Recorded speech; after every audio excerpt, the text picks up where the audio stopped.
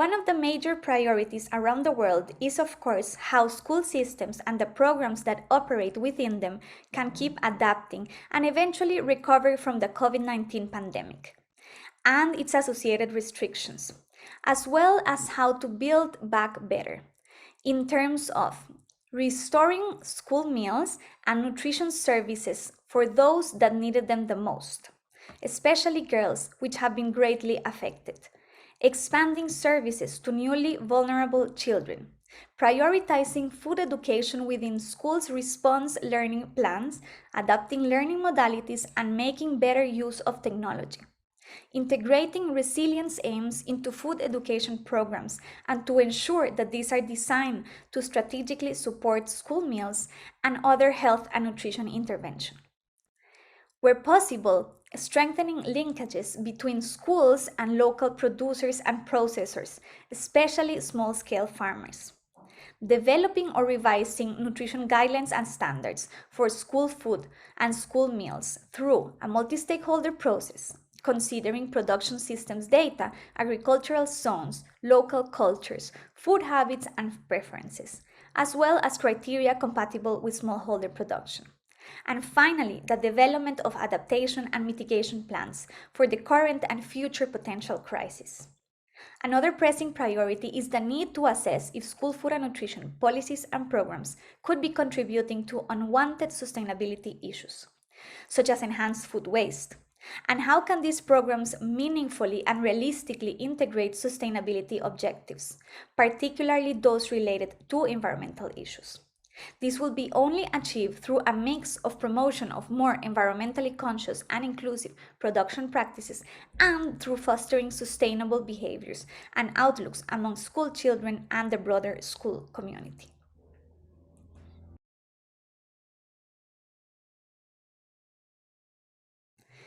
Despite most of the challenges described in the course being widespread, there are successful and promising experiences to consider. For example, on the issue of insufficient investment, there are instances where revenues from health taxes have been used directly to fund food education programs in schools.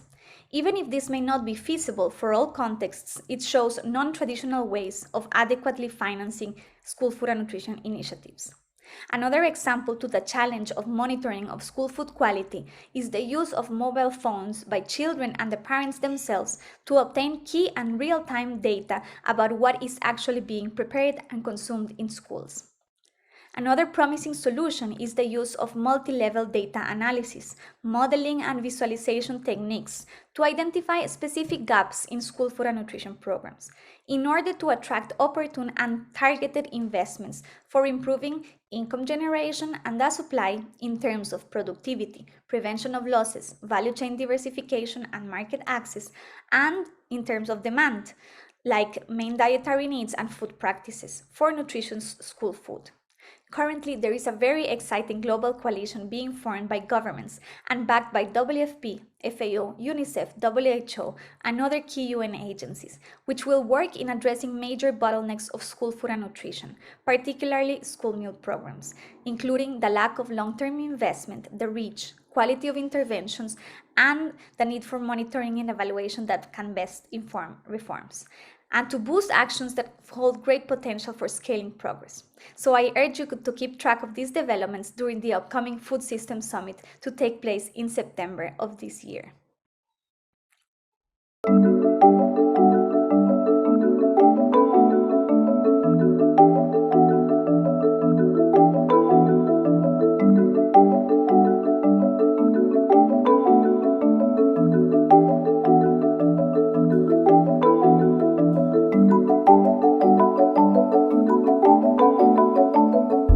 En effet, ces normes et ces cadres réglementaires sont très stricts, des fois très peu clairs, mal connus par des opérateurs et aussi des grands publics, et l'application n'est pas toujours suivie. Et face à ce problème-là, donc le GRET accompagne l'État dans l'élaboration, dans le cas où ces cadres n'existent pas, hein, dans l'élaboration de ces normes et aussi dans la révision, dans la clarification de toutes ces recommandations avec tous les acteurs de la nutrition dans le pays, avec une approche très participative. En plus de cela, donc le GRET accompagne aussi l'État dans la promotion de ces normes, de ces réglementations auprès des acteurs et plus spécifiquement des producteurs, mais aussi la promotion de la certification des produits auprès des producteurs et des consommateurs. Nous renforçons nos actions de plaidoyer pour contrôler la mise en application de ces cadres réglementaires par l'État, mais toutefois, le GRET ne se substitue pas du tout au rôle de l'État, mais plutôt émet des recommandations pour que ces contrôles puissent se faire effectivement par l'État.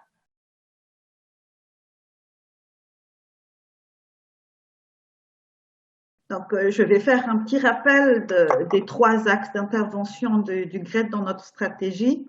Donc, le premier axe, c'est tout ce qui est appui à la promotion de la mise à disposition d'aliments fortifiés.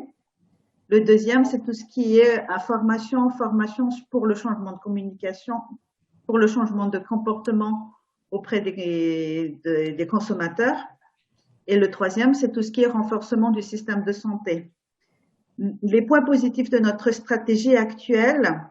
c'est surtout de s'investir dans des approches plutôt préventives de la malnutrition, d'allier la recherche et l'action pour trouver des solutions concrètes et innovantes par la mise à disposition d'aliments de compléments de qualité à travers l'appui aux entreprises privées locales, s'inscrire dans des actions qui va durer dans le temps et aussi s'inscrire dans la politique publique. Mais également, les points positifs de la stratégie, c'est d'agir en coalition d'acteurs, que ce soit dans le domaine de l'urgence ou dans le domaine de développement,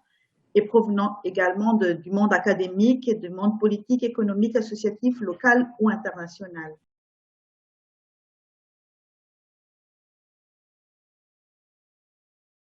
Nos limites par rapport à notre stratégie, c'est que la stratégie NutriDev touche essentiellement les deux causes directes de la malnutrition et très peu d'actions sur les facteurs multisectoriels de la malnutrition. Le facteur de réussite pour la mise à disposition d'aliments de complément est très dépendant des entreprises privées que l'on appuie, parce que des fois, nous ne sommes pas seuls dans la mise en œuvre des activités. On est vraiment très dépendant de la capacité de ces entreprises-là. Et souvent, la capacité des acteurs sont très, très différents d'une entreprise à une autre. Et donc, le rythme de réactivité est aussi différent, qui engendre des pas de temps différents entre le GRET et l'entreprise. Je cite un exemple, par exemple, l'entreprise a quand même un souci économique et que la recherche et développement n'arrive pas à suivre les volumes de production qui sont demandés par ces entreprises-là. Ou inversement, nous, par exemple, le GRET a voulu que le produit soit disponible, mais il y a quand même la volonté et la capacité très limitée d'une certaine entreprise qui ne nous permet pas d'aller dans des pas de temps égaux et qui soient corrects, en tout cas, pour avoir des réussites sur les projets.